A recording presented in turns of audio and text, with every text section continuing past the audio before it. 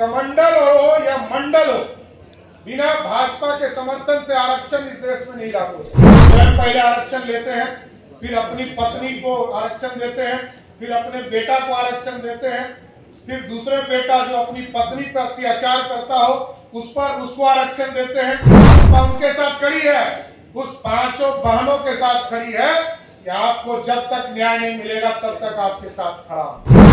सरकार की कोई भी पॉलिसी में राजद हो ही नहीं सकता, क्योंकि उनके लिए एक ही पॉलिसी है, धन उगाई।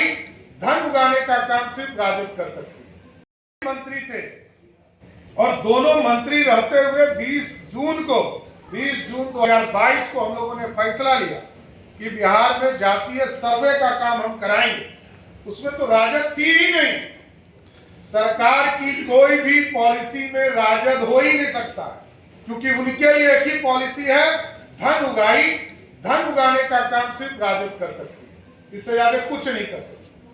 उसी तरह आप देखेंगे किसान कल्याण में लगभग 11 करोड़ किसान को पूरे देश में और लगभग 83 लाख किसान को बिहार में 6,000 रुपया प्रत्येक वर्ष नरेंद्र मोदी जी की सरकार दे रही है।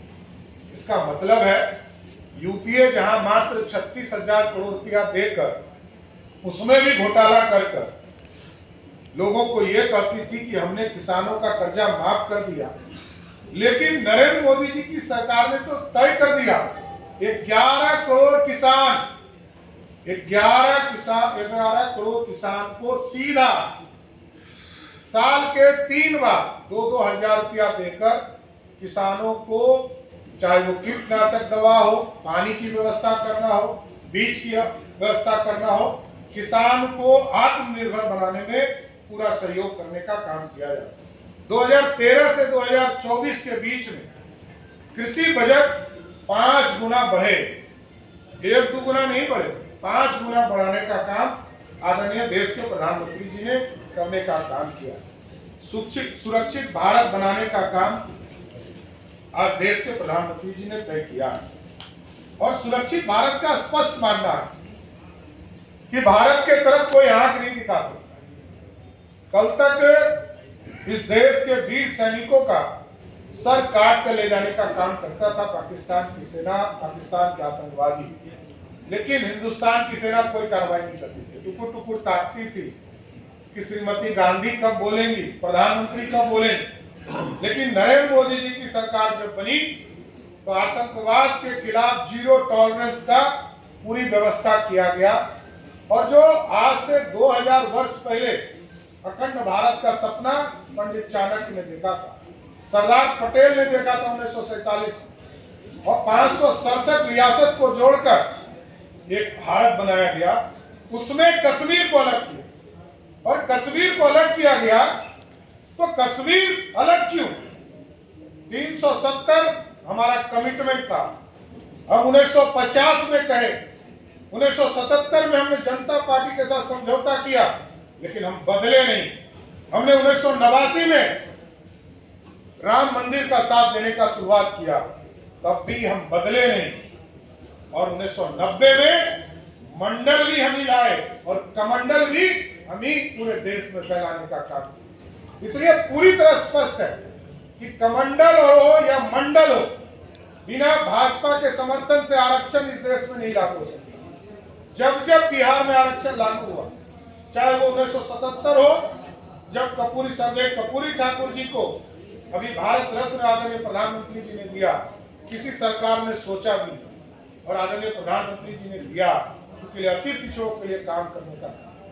और 77 में जब पहली बार अति पिछड़े को आरक्षण दिया, समान महिलाओं को आरक्षण दिया, तब भी भाजपा का समर्थन था, जनसंघ का समर्थन था। और जब मंडल कमीशन आया, तब भी 82 सांसद भारतीय जनता पार्टी का था, और कांग्रेस पार्टी 197 सांसद के साथ खड़ी थी, जो पानी पी पी कर विरोध कर रहे थे राजीव गांधी जी। लेकिन भाजपा मंडल का समर्थन करने का काम कर रहा है।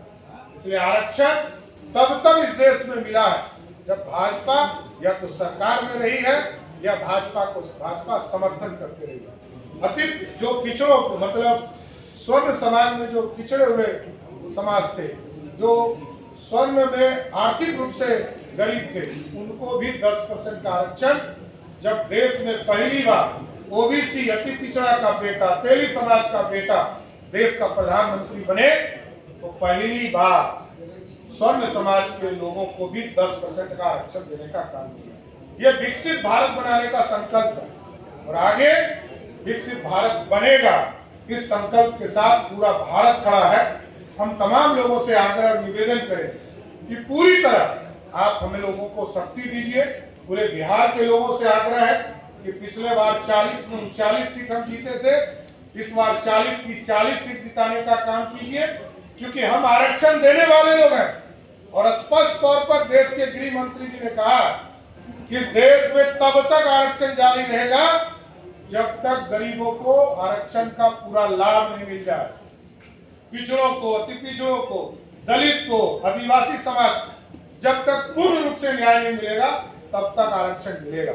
और दूसरे तरफ कैसे लोग हैं जो स्वयं पहले आरक्षण लेते हैं, फिर अपनी पत्नी को आरक्षण देते हैं, फिर अपने बेटा को आरक्षण देते हैं, फिर दूसरे बेटा जो अपनी पत्नी पर अत्याचार करता हो उस पर उसको आरक्षण देते हैं, फिर दूसरी बेटी को आरक्षण देते हैं। जब लोकसभा चुनाव हार जाते हैं तो अपनी बेटी को राज्यसभा भेजते हैं। और अभी तो दूसरी बेटी को भी सीधा विदेश से लाकर चुनाव में उतारने का काम किया। और अभी 5 हमारी बहनें इंतजार कर रही है कि लालू जी कब हमको विधानसभा का चुनाव का टिकट देंगे, उनके साथ न्याय कब होगा। भाजपा उनके साथ खड़ी है, उस 5 बहनों के साथ खड़ी है कि आपको जब तक न्याय नहीं मिलेगा तब तक आपके साथ खड़ा हूं। आप सोचिए, 4 बेटा बेटी को सत्ता का लाभ दे दिया और 5 बेटी को कैसे नहीं देंगे? ये न्याय नहीं है, नारी शक्ति का अपमान होगा। इसलिए लालू जी आपको न्याय करना होगा। और आपने जिस तरह छपरा की बेटी को घर से निकाला है उसका भी हिसाब छपरा की जनता आपको तय करेगी। बहुत बहुत लालू यादव के चुनाव प्रचार में नहीं निकलने वाले सवाल पे